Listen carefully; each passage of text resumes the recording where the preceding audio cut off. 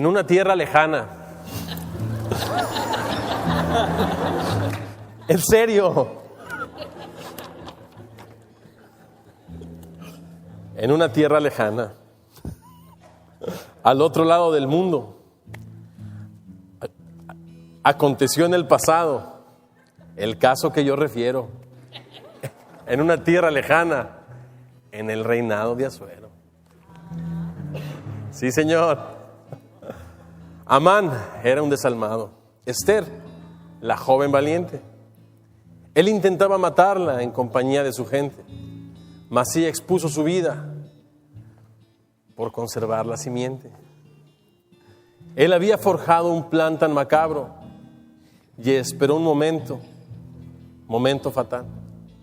Pero él ignoraba que nunca en la vida los que esperan en Dios perecerán jamás. Él había forjado su plan tan macabro y esperó el momento de borrar aquella simiente de la cual vendría el que tus pecados pudo perdonar. Y también los míos, sí, Señor. Hombres, mujeres y niños lloraban amargamente porque el destino y un hombre habían marcado su suerte. Solo un milagro podría librarlos de la misma muerte. Mas Dios que nunca se olvida y es grande en misericordia, oyó el clamor de su pueblo y extendió de su gloria para salvar a quien siempre permaneció en su memoria. Él había forjado su plan tan macabro y esperó el momento fatal. Pero él ignoraba que en su misma trampa, como los traidores, tendría que pagar. Al final de todo, la joven valiente, muy agradecida, llorando adoró, mientras que a lo lejos, aquel desalmado, en su misma trampa, colgado quedó. Paloma vuela, ¿verdad?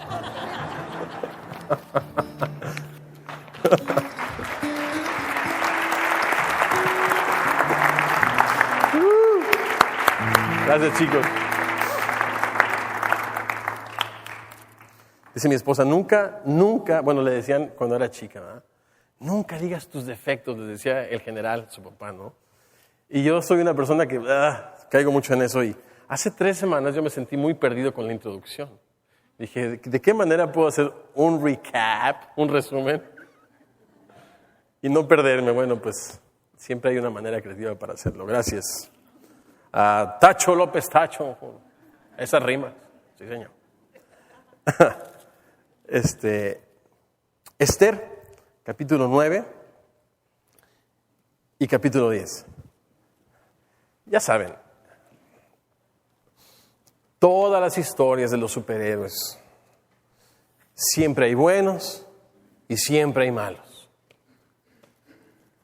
Finalmente, en esas historias, historietas y películas, el superhéroe condena a los criminales y salva ¿a quién? A los buenos. Y generalmente los buenos son guapos, ¿verdad? Pero no es el caso. No es el caso de Esther.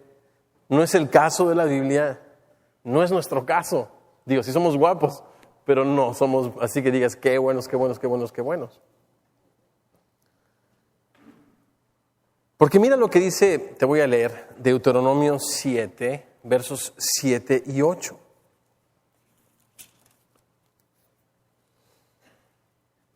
No por ser ustedes, está hablando Dios a su pueblo, a Israel, no por ser ustedes más que todos los pueblos les ha querido Dios y les ha escogido, pues ustedes eran el más insignificante de todos los pueblos, sino por cuanto, increíble, maravilloso, clarísimo contraste, sino por cuanto Dios les amó y quiso guardar el juramento que juró a vuestros padres, que les ha sacado Dios con mano poderosa y les ha rescatado de servidumbre de la mano de Faraón, rey de Egipto. Versículo. Conoce por tal razón Conoce, por tanto, que el Señor tu Dios es Dios fiel, que guarda el pacto y la misericordia a los que le aman y guardan sus mandamientos hasta 1000 generaciones. Dios es fiel. Y Dios había hecho una promesa a Abraham. Y Dios había escogido un pueblo para que su gran favor, su gran poder y su gran misericordia contrastaran en ese pueblo insignificante. Si hubiesen sido un pueblo sabio, si hubiesen sido un pueblo poderoso, pues como a veces eso pudiera ensombrecer, pudiera obscurecer la gracia de Dios, la cual Él se ha propuesto que brille desde la eternidad hasta la eternidad. Su gracia, su gloria resplandece.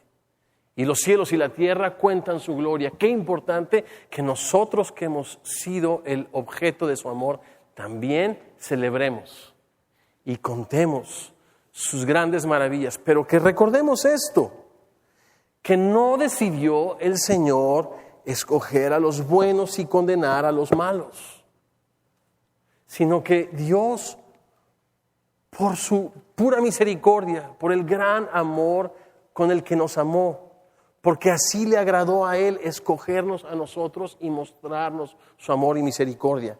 Lo mismo que hizo por todo el mundo. Por eso la Biblia dice que todos los que reciben ese amor y confían en su nombre les da el derecho de ser hijos de Dios. Entonces, sí que quede claro, porque Esther, ¿qué me llevo yo de Esther?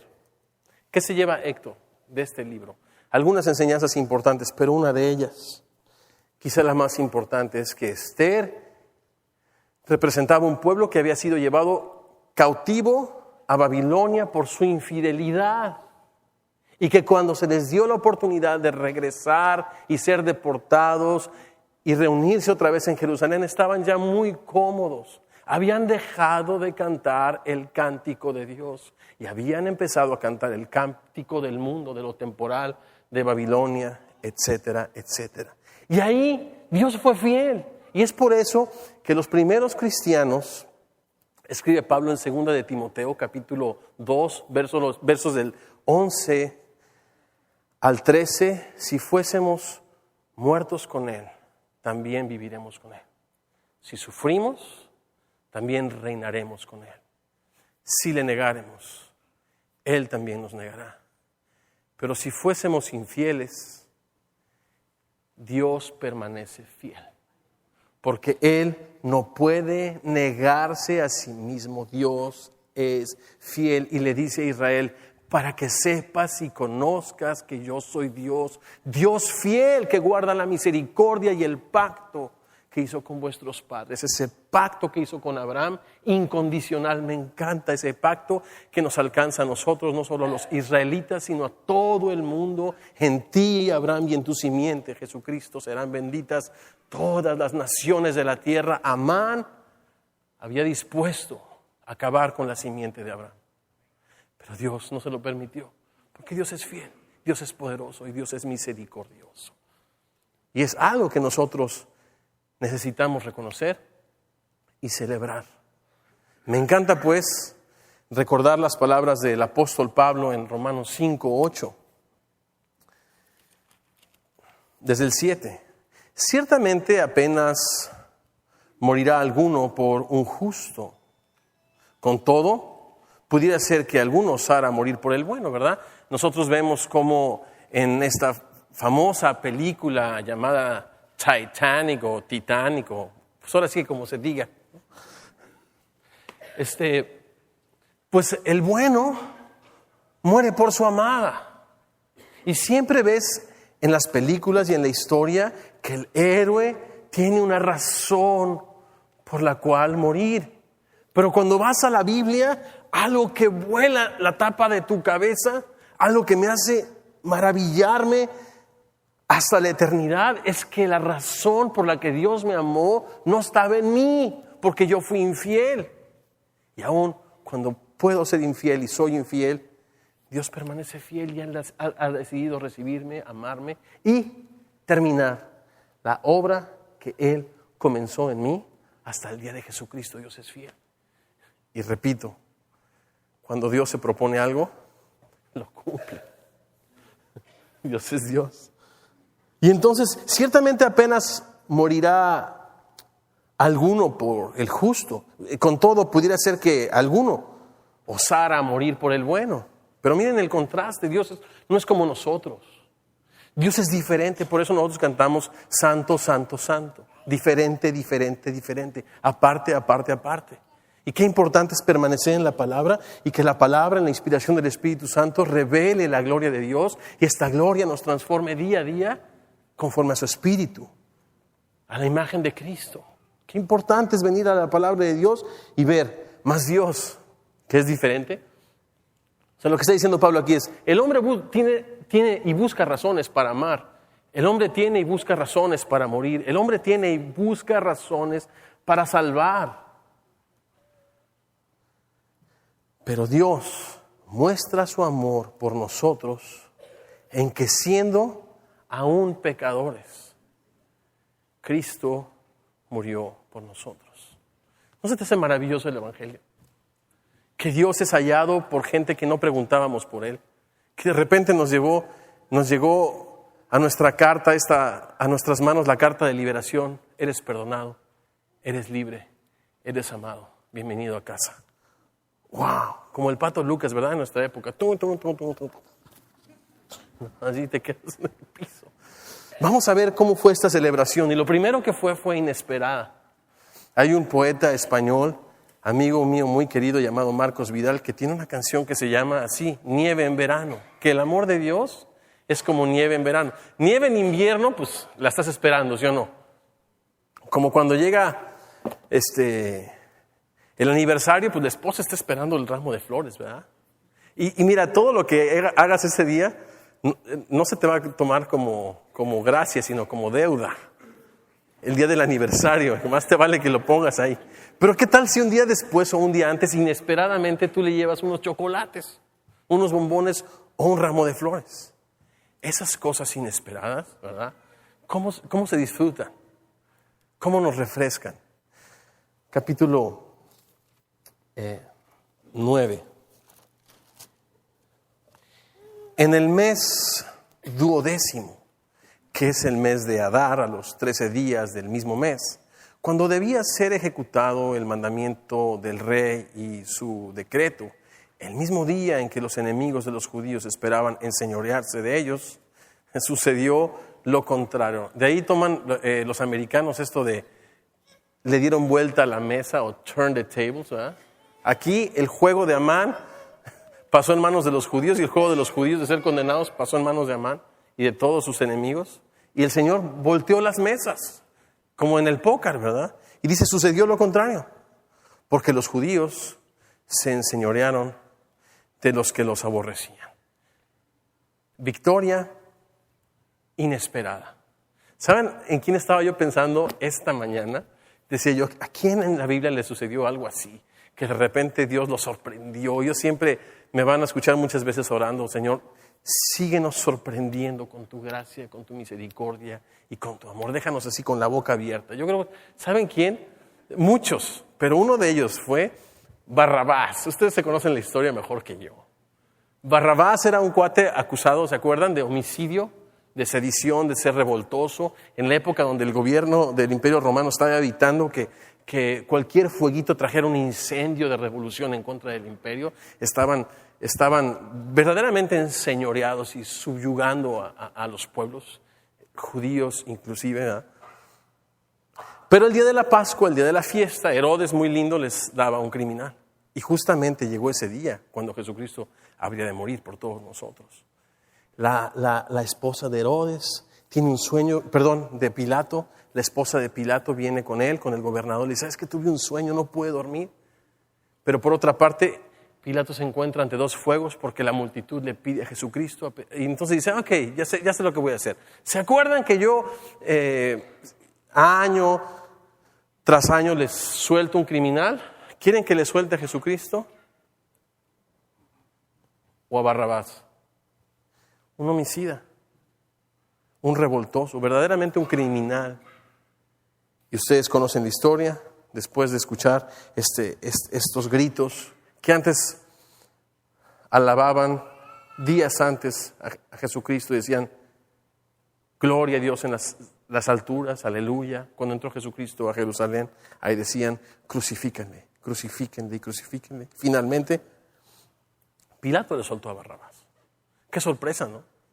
Yo creo que Barrabás estaba como todo condenado a muerte, sin ninguna aspiración y quizás sin ningún deseo de vivir, ¿verdad? Esperando simplemente que llegara la hora llegó, lo iban a crucificar y ya, ¿qué más? Y de repente eres libre. Puedes irte, eres libre. Y sería interesante dónde en nuestra vida estuvimos así como Barrabás, condenados a muerte. Como dice Pablo, a lo mejor por la vana manera de vivir que recibimos de nuestros padres, muchos de nosotros, muchos no. Muchos recibimos la fe de nuestros padres, pero sin Cristo estamos así, sin fe y sin ninguna esperanza en este mundo. Y de repente, Dios, ¿qué hizo? Que de las tinieblas resplandeciese la luz, es el mismo que resplandece en nuestros corazones, trayendo, ¿verdad?, la inmortalidad a nuestras vidas, trayendo la luz, la esperanza a nuestros corazones. Y de repente te dice el Señor, eres libre, eres amado, eres perdonado. Sígueme. ¡Wow! Victoria inesperada.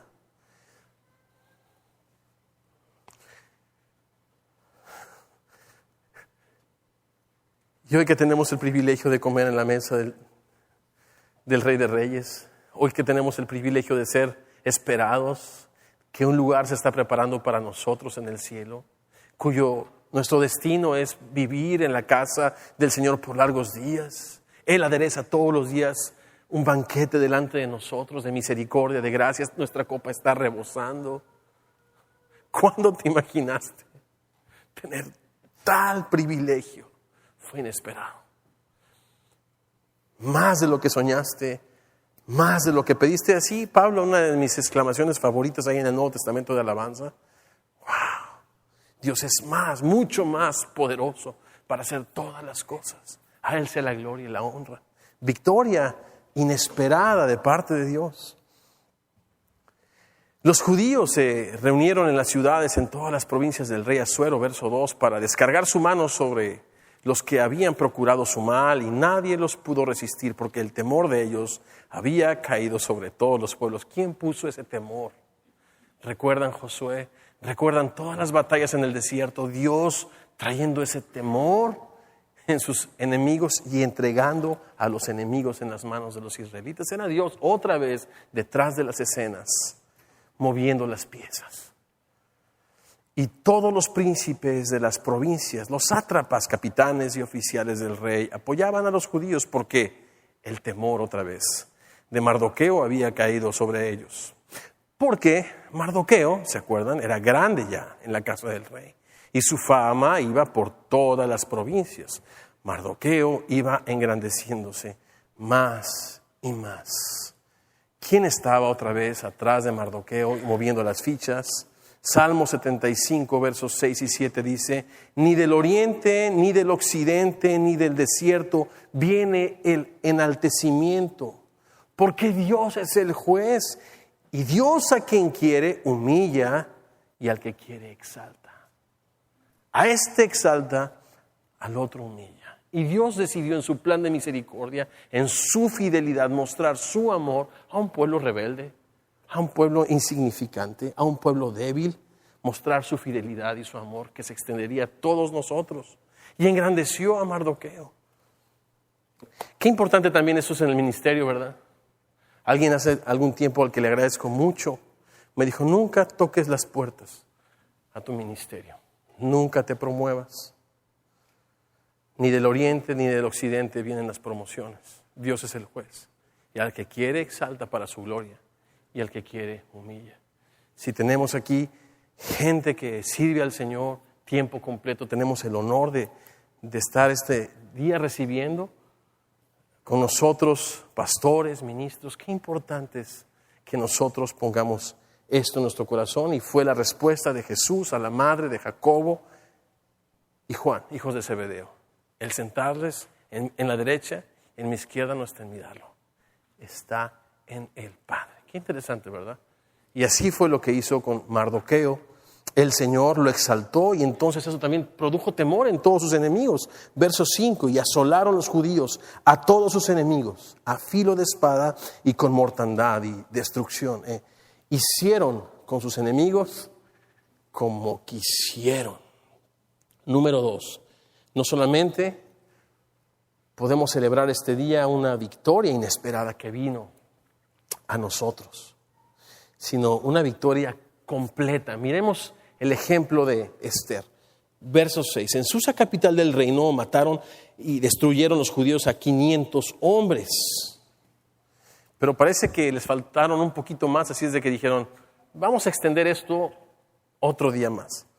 500 hombres, ¿verdad? 7, verso 7. Mataron entonces a Parsandata, Dalfón, Aspata, Porata, Adalía, Aridata, Parmasta, Arisaí, Aridaí y Baisata, a 10 hijos de Amán, hijos de Amadata. Si están buscando un nombre para su chiquito, no lo busquen acá, por favor. Porque al presentarlo se me va a cruzar la lengua. y ahora sí que por eso y muchas cosas más. 10 hijos de Amán, hijos de Amadata, enemigo de los judíos. Me encanta este verso 10, pero no tocaron sus bienes. Los motivos de ellos fueron puros, aunque la ley les permitía pagar mal por mal, porque la primera ley y el primer decreto había ordenado que podían tomar los bienes de los judíos. Ellos decidieron honrar primero a Dios, a ese Dios que les había dicho que Él es nuestra porción y nuestra herencia y nuestra copa, ¿verdad? Entonces ellos purificaron sus corazones, no tomaron los bienes de sus enemigos. El séptimo día se le dio cuenta al rey acerca del número de los muertos en Susa, residencia real. Y dijo el rey a la reina Esther, en Susa, capital del reino, los judíos han matado a 500 hombres y a 10 hijos de Amán. ¿Qué habrán hecho en las otras provincias del rey? ¿Cuál pues es tu petición? Y si te será concedida. ¿O qué más es tu demanda? Y será hecha. Y respondió Esther, si place al rey, concédase también mañana a los judíos en Susa que hagan conforme a la ley de hoy y que cuelguen en la horca a los 10 hijos de Amán. Y mandó el rey que se hiciese así, y se dio la orden en Susa y colgaron a los 10 hijos de Amán, y los judíos que estaban en Susa se juntaron también el 14 del mes de Adar y mataron en Susa a 300 hombres, pero no tocaron sus bienes. Me recuerda el ejemplo del rey David. ¿Lo recuerdan? Este rey pequeñito que fue a llevar a la batalla comida a su hermano y de repente vio un gigante queriéndose enseñorear de los ejércitos del Dios Altísimo. Su corazón entró en un gran celo, pero también una confianza tremenda. Se puso el yelmo, se puso todos los implementos de guerra de Saúl, que era un hombre, ustedes saben, apuesto, valiente, grande y toda la cosa, no le quedaban. ¿Y sabes qué fue a él? Solamente con un arma, con su confianza en el Dios de los ejércitos. Se presentó ante este hombre y le bastó, ustedes saben, solamente una onda para que aquel gigante amenazante cayera a sus mismos pies, pero tomó la espada de su costado y no dejó las cosas a la mitad. Tomó la tremenda espada, yo pienso que apenas la pudo cargar, ¿verdad? Y ¡pum! Hijo. Ahora sí que como ajito para el ceviche le voló la cabecita, hijo. ¡Pum! Ahí lo dejó. ¿Sí? Y eso es lo que nosotros somos mandados a hacer con nuestro enemigo. ¿A quién tenemos que darle muerte a nosotros? La Biblia en Romanos 6:11 nos dice que hagamos morir lo terrenal, que nos consideramos muertos, que la naturaleza más baja, esta que cuando Cristo venga y nos dé un cuerpo semejante al de la gloria suya, ¿verdad? Seremos exentos de ella, pero Pablo decía, en el capítulo 7 de Romanos decía, en mí, esto es, en mi carne. Él describió así al enemigo, en mi carne no mora el bien, porque el querer hacer el bien está en mí, pero no el poder. Finalmente en el capítulo 8 de Romanos dice, pero doy gracias a Dios por Jesucristo. Así es de que el ocuparse de la carne es muerte, el ocuparse del espíritu es vida y paz, ¿verdad? Así es que también Pablo hablaba acerca de la vida en el espíritu, de lo importante que es darle lugar al Señor en nuestras vidas y que nuestra carne sea muerta, sea crucificada con sus pasiones y con sus deseos, y que agarres la espada y que la moches, y que la exhibas y que la avergüences. La carne va a querer ir a la iglesia, va a querer ser cristiana, va a querer dirigir el culto, va a querer cantar, va a querer predicar. Le encanta ser vista la carne. Pero la carne hay que hacerla morir. Y un tipo de la carne en la Biblia son los amalecitas. Estos amalecitas descendientes de Esaú, ¿verdad? Estos hijos de Jacob. De Isaac. Viene Esaú. No quiere la primogenitura. Él quiere ser un libre pensador.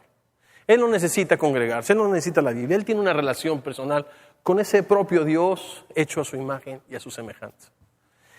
Él es el antecesor de los amalecitas que después en el desierto acecharon al pueblo de Israel, los atacaron por la retaguardia, ¿verdad? Enviaron a sus profetas y demás. Finalmente, bueno, en Deuteronomio nos dice la Biblia que Dios determinó que los amalecitas fuesen exterminados de la faz de la tierra, ¿verdad? Esto está en Éxodo 17, los versículos finales para que después lo lean en casa. Pero resulta que viene un rey, el rey Saúl, y Dios le manda a ir en guerra finalmente y acabar con este problema, de una vez por todas. Acabar. ¿Y sabes qué? Dios le da la gracia y acaba con todo eso, pero de repente a Saúl, el primer rey de Israel, se le hace una mejor idea dejar vivir al rey, Agag.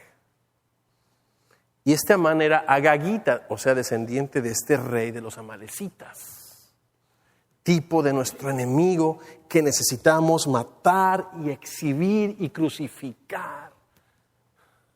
Porque si no le damos jaque mate, al rato se va a levantar y te va a crucificar a ti.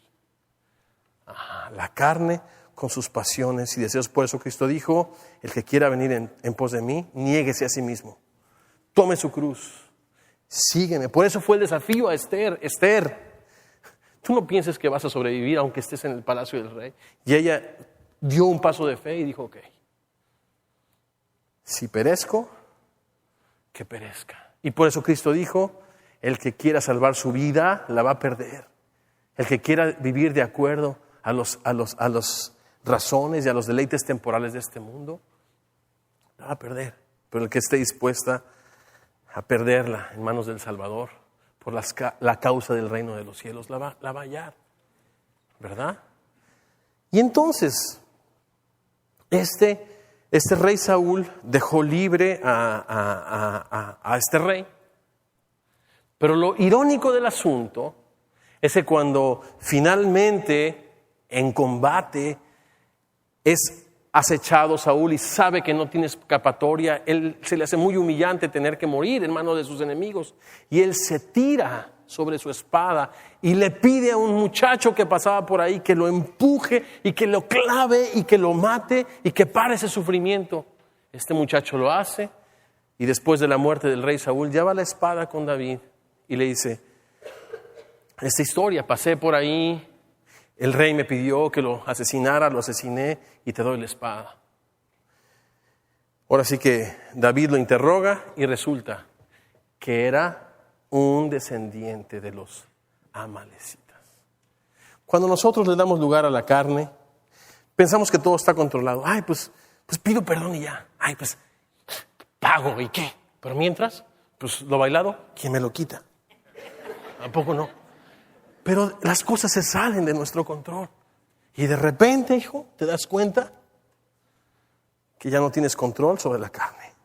Que te viene un bill y una factura como si te fueras ido a quitar un diente aquí al dentista, hijo. Lo peor que te puede pasar, hijo. Es mejor tener un hijo en medio. No sé. Y así, Esther dijo, no, dame un día más, porque la descendencia de Amán, Agagita, descendencia de los amalecitas, estos enemigos acérrimos de los israelitas. En otras palabras, si tú no mates a la carne, la carne te va a matar a ti. La carne es un enemigo que se va siempre a interponer entre el plan de Dios y tú. Siempre te va a traer arrastrando la cobija, deseando pero no teniendo, pidiendo siempre para tus deleites, frustrado, desdichado, miserable, siempre. Pero llega un momento que como Esther nos tenemos que levantar y decir, y si perezco, que perezca, pero yo y mi casa hemos decidido servir al Señor con todo nuestro corazón.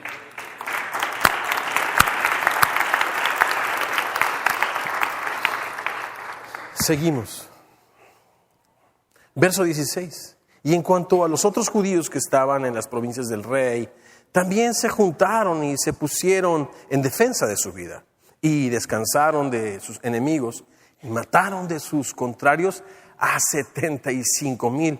Pero me encanta otra vez este énfasis que la palabra de Dios da a la pureza de corazón. No tocaron sus bienes. Verso 17. Esto fue en el día 13 del mes de Adar. Y reposaron en el día 14 del mismo, y lo hicieron día de banquete y alegría. Pero los judíos que estaban en Susa, ¿verdad?, en la capital, se juntaron el día 13 y el 14 del mismo mes. Y el 15 del mismo reposaron y lo hicieron día de banquete y de regocijo. Por tanto, me encanta cuando la Biblia dice por tanto. Siempre cuando la Biblia te diga por tanto, medita un poco, lee antes, lee después y pregúntate, ¿qué tanto? Por tanto, pues todo lo que platicamos al principio, la fidelidad, el amor, el poder, la misericordia, el pacto de Dios.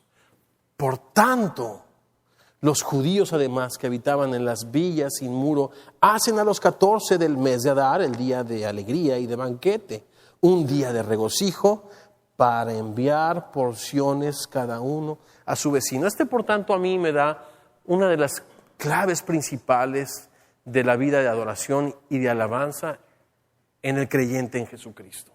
¿Cuál es este principio? Un principio que vemos de pasta a pasta correr a través de toda la Biblia, y es el siguiente.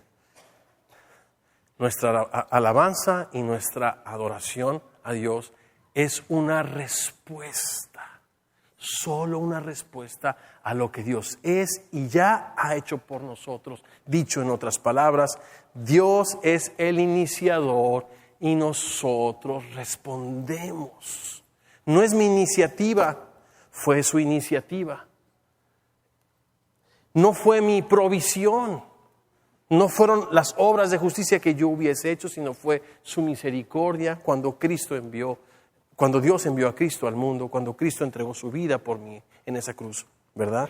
Dios es siempre el iniciador. Entonces, aquí vemos que esta celebración es una respuesta y que siempre nuestro servicio a Dios, nuestra alabanza a Dios, nuestra obediencia a Dios, ¿verdad? Nuestras disciplinas a Dios, nuestro privilegio de participar en la obra, siempre será una respuesta. En otras palabras, no pienses que con tu servicio a Dios, con tu alabanza a Dios, vas a poner a Dios en deuda, porque Dios no es deudor de nadie. Otra vez, ¿quién le dio a Dios algo para recibir de Él? Otro tanto, porque todo es de Él, todo es por Él, todo es para Él. Si nosotros tenemos el privilegio, ¿verdad?, de honrar al Señor con nuestros bienes y con los primeros frutos de todo lo que Dios en su misericordia nos permite hacer aquí o fuera de este país, es por respuesta y gratitud a todo lo que Él ha hecho por nosotros, ya que la Biblia dice que Dios ama al dador alegre. Y nosotros alegremente le damos, porque de lo mucho hemos recibido de parte de Él.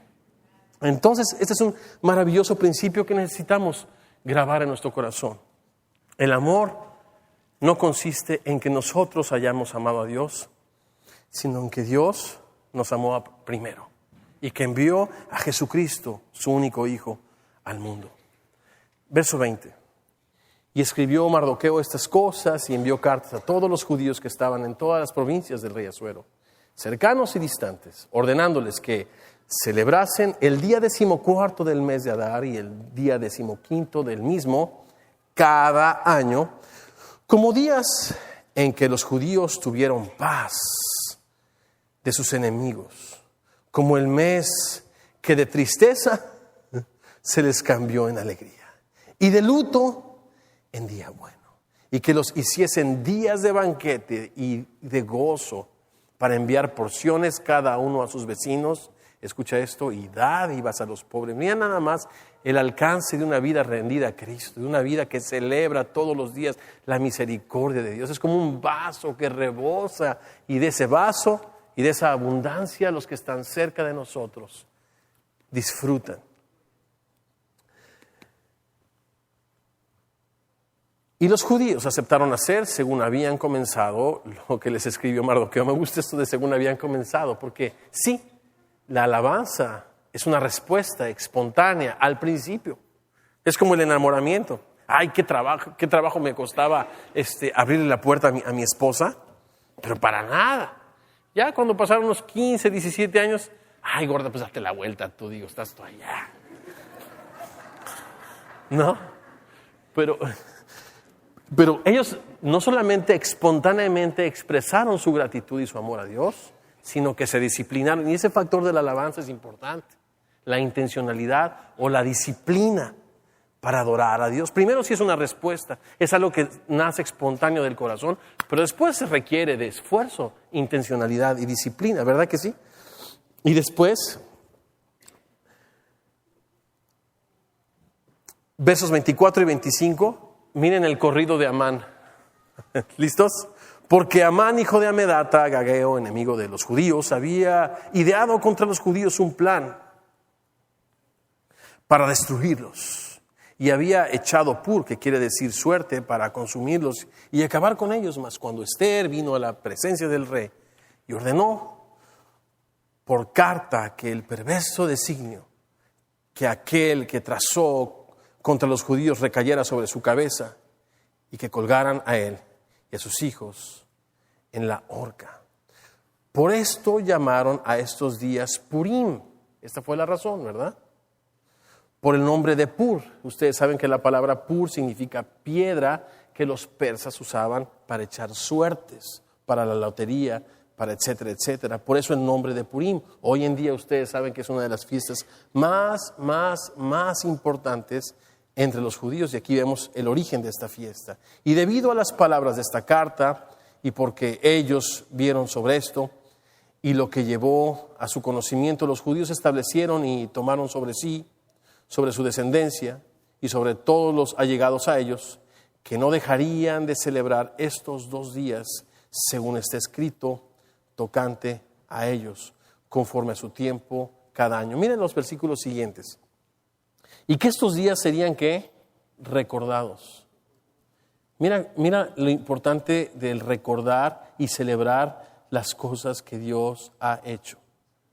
Y celebrados por todas las generaciones, familias, provincias y ciudades, que estos días, Purim, no dejarían de ser guardados por los judíos y que su descendencia jamás dejaría de recordarlos. ¿Recuerdan ustedes el Salmo 103? Bendice alma mía al Señor y bendiga todo mi ser su santo nombre. Bendice alma mía al Señor y no olvides ninguno de sus beneficios. Si ustedes leen el libro de Deuteronomio, el 5º libro en nuestras Biblias, el último de esta sección llamada el Pentateuco o la ley de Moisés, es en mucho una repetición de lo dado por Dios a la primera generación que salió de Egipto. En Éxodo es una repetición de la ley. De hecho, la palabra Deuteronomio significa segunda ley. es la repetición de lo dicho por Dios a Israel en el Éxodo. ¿Por qué? Porque el hombre tiende a olvidar. Excepto las ofensas, esas no se olvidan, ¿verdad? Perdona uno, pero no olvida. Pero las bondades de Dios, somos tan orgullosos que pensamos que las merecemos. Y es tan fácil olvidarlo, pero un adorador del cual David en la Biblia es un ejemplo, un hombre conforme al corazón de Dios, nos dice y nos pone el ejemplo: alma mía, disciplínate todos los días a bendecir a Dios y su santo nombre. Alma mía, mente, corazón, voluntad, emociones, intelectos. Dice Pablo que llevemos todo pensamiento cautivo a la obediencia a Cristo, a rendirle honor y gloria al único que la merece. Alma mía, no olvides ninguno de sus beneficios. Y los enlista. Dios es el único que perdona tus iniquidades. Son muchas, son muy negras. Es el único que sana todas tus dolencias. Es el único que rescata del mismo hoyo tu vida. Dios es el que ha coronado de favores y misericordias, el que ha saciado de bien tu boca, de modo que hoy te rejuvenezcas cada día como el águila. Mis amigos y hermanos en Jesucristo, que podamos disciplinarnos no solamente a reaccionar espontáneamente a la misericordia de Dios, sino a disciplinar nuestras vidas, que en las buenas y no tan buenas, nosotros sabemos que Dios siempre tiene un propósito en las no tan buenas, ¿verdad? Un adorador del Nuevo Testamento decía: por todo y para todos he sido enseñado, como para tener abundancia, como para tener hambre. Y cuando uno tiene hambre, reconoce que no solo de pan vivirá el hombre, sino de toda palabra que sale de la boca de Dios. Cada oportunidad, cada época de tu vida en Cristo tiene una razón, tiene un propósito. Esta es otra de las grandes enseñanzas de Esther. Pero que en cada estación y época de tu vida disciplines y bendigas el santo nombre del Señor.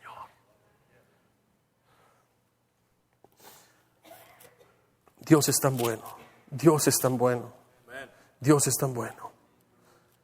Y seguimos adelante, parte final.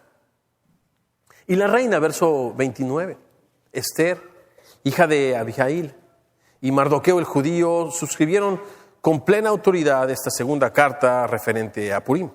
Y fueron enviadas cartas a todos los judíos, a las 127 provincias del rey Asuero, con las palabras de paz y verdad. Parece ser que paz y verdad era el nombre del documento que Esther y Mardoqueo enviaron a los judíos de todas las provincias. Paz y verdad. Para confirmar estos días de Purim en sus tiempos señalados, según les había ordenado Mardoqueo el judío y la reina Esther. Y según ellos habían tomado sobre sí y sobre su descendencia para conmemorar el fin de los ayunos y de su clamor. Estaba yo leyendo esto y me recordé del Salmo 30, versos 11 y 12. Has cambiado mi lamento en baile. Desataste mi cilicio, esto es, desataste mi luto. O sea, esta fiesta de alabanza que se comprometieron a conmemorar y celebrar anualmente, celebraba que el fin de los ayunos y del clamor. ¿Cuántos podemos recordar en Jesucristo el fin de todo nuestro dolor, de toda nuestra desesperanza en este mundo? En Cristo las cosas viejas pasaron. He aquí, todas son hechas nuevas. Has cambiado mi lamento en baile, desataste mi cilicio, me ceñiste de alegría. Por tanto, respuesta, a ti cantaré gloria mía y no estaré callado. Porque de la abundancia del corazón, ¿qué? Habla la boca. Jehová Dios mío, te alabaré para siempre. Aleluya. Y entonces, verso 32, y el mandamiento de Esther confirmó estas celebraciones acerca del Purim, y esto fue registrado en un libro. Quizá este libro, del cual en el verso 20 dice que y escribió Mardoqueo estas cosas, pudiera ser el mismo libro del cual después de un tiempo se escribieron Esdras, Nehemías y Esther, que son una misma pieza, ¿verdad? O son tres piezas de un mismo rompecabezas. Capítulo 10, final, epílogo. El rey Asuero impuso tributo sobre las tierras y hasta las costas del mar. Ahora sí que hasta Asuero le fue bien, una lanita, ¿verdad? Y yo creo que en ese momento el rey Asuero, todo su aparato político, vivió también un respiro, vivió otro poco, una época de gloria, porque Dios es fiel y había dicho en Génesis 12:3, bendeciré al que te bendijere y maldeciré al que te maldijere. Interesante que la alabanza no solamente, o la celebración no solamente celebra esta victoria inesperada que tenemos en Dios. Esta victoria total que nosotros tenemos que, ¿verdad?, dar muerte, apropiarnos de la victoria que Cristo nos da, haciendo morir lo terrenal en nosotros. Número 3, esta celebración, esta victoria celebrada, que es una respuesta a lo que Dios ha hecho por nosotros, pero también la disciplina de recordar, sino finalmente una victoria proclamada. ¿Se acuerdan del Salmo 126? Con esto vamos a terminar. Déjenme leer finalmente el capítulo 10 y leemos el Salmo 126 para terminar. Verso 2 dice, y todos los hechos de su poder y autoridad y el relato sobre la grandeza de Mardoqueo con que el rey le engrandeció, ¿no está escrito en el libro de las crónicas de los reyes de Media y de Persia? Porque Mardoqueo el judío fue el segundo después del rey Asuero, ¿verdad? Como Daniel, como José, como Nehemías. Y grande entre los judíos y estimado por la multitud de sus hermanos, porque procuró el bienestar de su pueblo y habló paz para todo su linaje. Es otro punto, pero me gusta que los hombres que trascienden no son los hombres que buscan hacerlo, sino que son fieles en su generación. Por ejemplo, aquí dice que Mardoqueo procuró el bienestar de su pueblo y halló paz para su linaje. De David se dice que él sirvió a su generación y que las futuras generaciones antes de que Jesucristo venga digan, por la fe de mi abuelito, ¿no? Por la fe de mi padre, por la fe de mi bisabuelito, y que cambie dramáticamente la historia, ¿verdad? Por la misericordia, fidelidad y poder de Dios. Salmo 126. ¿Cómo es proclamada esta victoria? ¿Hasta dónde nuestra alabanza y nuestra celebración a Dios trasciende? Dice así. Cuando el Señor hiciere volver la cautividad de Sión, seremos como los que sueñan. Entonces nuestra boca se llenará de risa, nuestra lengua de alabanza.